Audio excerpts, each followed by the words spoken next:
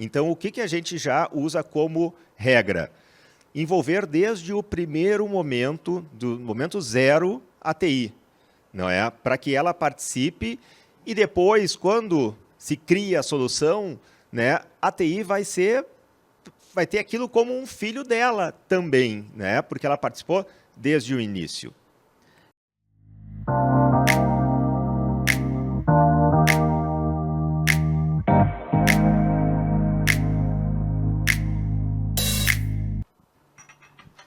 Bom, então vamos falar um pouco sobre a questão da entrega de valor, né? Essa aqui para passar, né? Tá. Essa é uma questão que para nós é muito cara, né? Porque o desafio que a gente tem hoje não é só ter ideias, né? Ideias a gente tem, né? É claro que não é fácil ter ideias que são disruptivas e tudo, mas nós temos muitas ideias e o difícil é concretizar as ideias.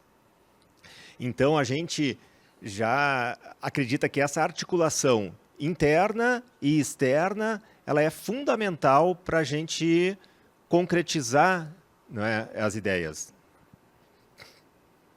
Marlon, se tu quiser complementar. Eu acho que nesse ponto, né, em vários momentos do desafio que nós temos de implantar as ideias, nós nos deparamos com questões do tipo: ah, mas eu vou precisar de um dado ou de uma integração com um ente externo, Ministério Público, AGU, enfim, e nós acabamos caindo naquelas ideias paralisantes, né? Aqui parou, e daí a gente não tem solução. Então, eu acho que essa necessidade de articular, a gente tem que estar a todo momento tentando superar as barreiras nesse momento, né? Que é a articulação principalmente externa, porque nós precisamos, na maioria das vezes, que o público externo também participe desse fluxo para que as coisas deem certo. Nem sempre a inovação, o projeto, vai envolver só o público interno. Muitas vezes envolve o público externo. E para isso a gente precisa articular, né, com o público externo também. Passei uma a mais. Então, e nós concebemos essa parte da inovação como um espectro, que nós temos a inovação como o início desse espectro, em que a solução ainda é, digamos assim, desconhecida, né? E do outro canto nós temos já o projeto em escala, né? Já implantado em escala. E ao longo desse espectro nós temos, né, desde a parte da prototipação, do projeto piloto, depois de uma primeira implantação e depois da escala. Então, a gente não entende assim essas áreas como estanques, né? Como, por exemplo, a área de inovação, né, pegar e entregar assim para algum gestor algo assim, ó, está aqui uma ideia, né, muito interessante, agora, né, desenvolvam a ideia. Não, o nosso conceito não é esse, né? O nosso conceito é mobilizar esse grupo digamos assim, que concebeu a ideia do início até o final. E o final não é entregou, digamos, implantou um sistema, não. É depois, inclusive na parte de pós-implantação. Né? Então, nós temos algumas figuras que nós vamos falar agora na sequência, mas uma estrutura interessante que até falar para vocês, que nós criamos ali na 4ª região, foi essa assessoria de projetos de inovação, que ela inclui tanto o laboratório de inovação quanto o escritório de projetos. E para executar, então, essa metodologia, né, que ela envolve, então, digamos assim, na parte de inovação, não só o Design Thinking, né, mas uma das técnicas principais é o Design Thinking, né, e na parte de projetos, então, uma metodologia ágil aí como o Scrum, né, e pensando sempre em se define, digamos, um produto mínimo viável com funcionalidades que não gerem retrocesso aos usuários, né? Porque a gente já vai ter uma curva de adaptação e se a gente entregar algo que seja igual ou inferior ao que ele está recebendo, nós vamos ter uma dificuldade, nós vamos ter já uma resistência do usuário. Então, a gente tem que entregar algo que já nos dê, né, algum ganho e que a gente possa perder um pouco no início e depois subir. E tratar isso em ciclos incrementais. Então, depois da MVP, continua mobilizado o time de inovação, que vai pensando, né, as novas funcionalidades, né, inclusive em paralelo, né, à própria implantação da MVP, o grupo da inovação está pensando já no roadmap futuro, né? Antonini, só aproveitando aqui, como é que a TI trabalha nesse modelo? Então, nós trabalhamos em conjunto com o escritório de projetos, com a parte de inovação, porque, como eu comentei na outra palestra, normalmente na nossa administração, para projetos complexos, normalmente a gente elege um projeto por gestão, mas é um projeto que vai ter vários desafios no meio. Então, para isso, o Scrum ele é muito bom, né? Então, tu vai fazendo entregas parciais, se precisar errar, erra pouco, volta, faz para um novo ciclo. Então, a gente vai fazendo uma série de sprints durante a entrega do projeto. Então, essa metodologia, né, e também essa proximidade, tanto com quem teve a ideia, com as áreas negociais, facilita muito essa entrega do produto lá no final, né? Então, a gente vai fazendo micro entregas já funcionais para os usuários. E, na verdade, essa metodologia nossa, ela é fruto já de uma prática, né? Então, a prática até de uma longa prática, né? O EPROC ele já seguiu aquele conceito anterior, ainda que na época não se soubesse assim, ou se não se conhecesse ainda aquelas terminologias, Scrum, Design Thinking, né? Mas a gente olhando para trás, a gente vê que ele foi construído com aquela metodologia, ainda que de forma empírica, né? Então, o que aconteceu? Com esses projetos sendo entregues, né, e mostrando valor, né, a instituição começou a encaminhar mais demandas para a área de inovação e projetos. E aí, então, o nosso funil de entrada aumentou e a gente está agora, até no início do ano, a gente, né, estabeleceu, então, 2 resoluções para formalizar essa metodologia que a gente tem e, de alguma forma, criar, então, esse portfólio priorizado, né? Então, priorizar as demandas, que agora começaram a vir muitas demandas, e criamos ali, no caso, tem 2 resoluções, né? Uma, então, é a gestão integrada de inovação e projetos, que trata, então, de todo o ciclo de vida da inovação e o ciclo de vida de projetos, e essa integração entre os dois. E também uma resolução que trata não só da fila única, a gente chama muito ela de fila única de demandas, né, do EPROC, mas regulamenta todo o conceito da governança das demandas do EPROC internamente. Nesse ponto, então, também é bom a gente trazer assim como até, de repente, uma ideia para os demais tribunais, né, darem uma olhada nessas resoluções, porque para nós elas servem muito também para resguardar as próprias equipes daquilo que deve ser feito e também de eventuais demandas que venham por caminhos fora do comum, fora do padrão da instituição, né? Ou um projeto que não nasce no caminho habitual. Então, é importante também para alinhar as expectativas dentro da instituição. Então, ela ajuda muito na governança, na priorização e também na entrega. Então, também dá transparência para a própria instituição de tudo que está sendo trabalhado. Então, eu acho que esse é o fundamental papel assim, também dessas resoluções. E aqui voltamos a falar dessa cultura então, de colaboração e atuação em rede, né? Então, algumas figuras para nós são fundamentais. Por exemplo, o patrocinador. Então, nós temos, né, para todos os projetos, então, um patrocinador que tenha um poder para poder remover os impedimentos, né? E é constante assim, a relação, né, do Scrum Master com o patrocinador, removendo impedimentos, que os projetos...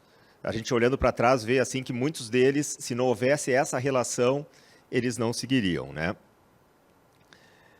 Não sei, Marlon. Não, eu acho que esses papéis ali para nós dentro da TI fica muito claro. Tanto o papel do, vamos dizer, que a gente chama do PO, né, que é o Product Owner, né, do projeto, mas também do Scrum Master, que muitas vezes eu acabo fazendo esse papel, mas é muito importante porque nesse ponto a gente consegue resolver aqueles problemas que para nós são, vamos dizer, uma pedra no caminho, a gente não tem como resolver. Então, a gente chama muitas reuniões para trazer os problemas, daí a gente volta eventualmente para uma reunião mais negocial com o PO junto, para que a gente consiga entender e garantir que a entrega saia dentro do esperado. Então, assim, eu acho que o mais importante é tu conseguir ter essas pessoas que resolvam essas dificuldades que certamente surgirão durante o projeto. E aqui a relação com as áreas de negócio, né? Então, pegando já o gancho da questão do PO, né? Como é que a gente identifica, por exemplo, o PO?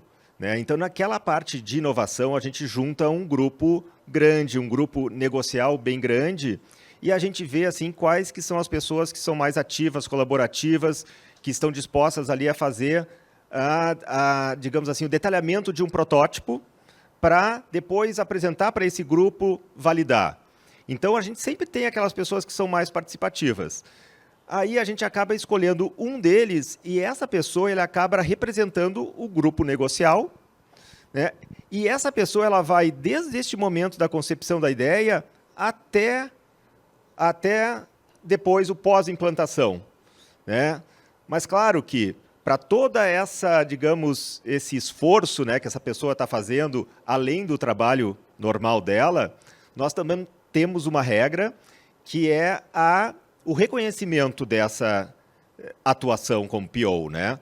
Então, nos projetos, então, a gente costuma, a partir do momento que a gente já tem um PO estabelecido e de forma assim, em razão do esforço que ele está desenvolvendo, ele que apresenta os projetos, né? Então ele tem essa contrapartida, ainda que às vezes nem queira, né? Mas a gente faz questão de colocar esse reconhecimento. Aqui um outro ponto, então, é a relação com a TI, né? Então, assim, nem sempre nós temos projetos que envolvem a TI, né? Nós temos até um projeto bem interessante, né? Que ele é um projeto que a gente não viu ainda uma aplicação da TI, né? É raro, mas acontece. É raro, mas acontece. Nós temos um exemplo, né? Tá? Mas, enfim, nos demais, a maior parte tem envolvimento da TI. Então, o que a gente já usa como regra? Envolver desde o primeiro momento, do momento zero, a TI, não é? Para que ela participe e depois, quando se cria a solução, né, a TI vai ter aquilo como um filho dela também, né? Porque ela participou desde o início. E nesse ponto eu acho interessante, né? Porque às vezes a equipe fica assustada quando eu conto. Não, eu participei da reunião e daí a pessoa teve aquela ideia assim, daí disse, tá, mas tu não disse não para a pessoa? Eu disse, não, deixa a ideia fluir. Daqui a pouco o pessoal por si só, ou a ideia vai melhorar, né? Então assim, o pessoal da TI ele tende a ficar muito nervoso quando vê que as ideias estão saindo um pouco fora do controle, né? Mas eu acho que o nosso papel ali, o importante em eventuais momentos olha, eu acho que é por aqui e tal, mas eu costumo deixar a fluir bem, porque eu acho que é o momento que nós estamos ali discutindo as melhores ideias, né? Então, também nós temos que ter o cuidado das pessoas que participam, para que não seja, como a Fernanda estava comentando, né? O não, né? A gente não pode ser tem um colega que ficou conhecido como indefiro.com, lá na 4ª região, né? Então, ele ficou conhecido com esse nome, porque ele era o indefiro.com. Então, acho que a gente tem que ter esse cuidado também, né, na hora de participar, para também fomentar, inclusive, as ideias, para conseguir a TI participar desde o início, mas também para ver o que já está surgindo, qual a linha e qual a necessidade. Aqui um outro detalhe que não está na apresentação, mas agora, né, pegando o gancho, que uma forma também que a gente tem de motivar a equipe de TI é mostrar realmente o valor, né, o valor para o jurisdicionado que aquele trabalho vai ter. Nós temos um exemplo até bem claro que um projeto que a gente começou que ia ter uma grande mudança aí no EPROC, que foi a tramitação ágil dos benefícios por incapacidade, né? No momento zero a gente pensou, vamos pensar já qual que seria a entrega de valor que nós teríamos para poder comunicar isso e engajar as pessoas. E nós fizemos uma análise dos tempos médios, né, do processo, excluímos aqueles tempos que a gente achou que a gente conseguiria zerar, e nós chegamos a um número bem chave, assim, conseguiremos reduzir, esperamos, né, a expectativa é reduzir pela metade o tempo de tramitação, né, da distribuição até a sentença, pela metade.